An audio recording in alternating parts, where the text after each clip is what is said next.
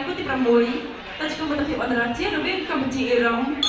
ទឹកទី1 round 1បាទទឹកទី1 round 1គូពិសេសគូអន្តរជាតិហាត់2បង្គោលក្រហម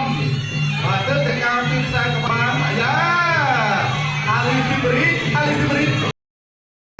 សួរតែស្គាល់ហាត់2អត់តែអត់ស្គាល់ផងតែស្គាល់ម្ចាស់ខ្សែក្បាលគីឡូ57ចេះមិនថាអត់ស្គាល់ថាហាត់2ឥឡូវមានធំហើយ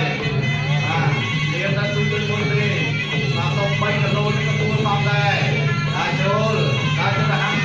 2លើកជើងគាត់ជើងដល់មួយក្បាល2មុនសម្បូរទី5នេះគឺកម្ពុជាមុនគេហើយ2នាទី46ក្នុងទឹកទី2ក្នុងទឹកទី1ឥឡូវនេះហាត់2ចូលម្ដងមើលបើតាហាត់2ហ្នឹងអាចយើងគិតថា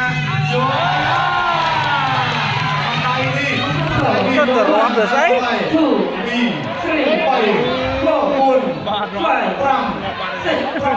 កមកញ៉ាកណ្ដាលនេះ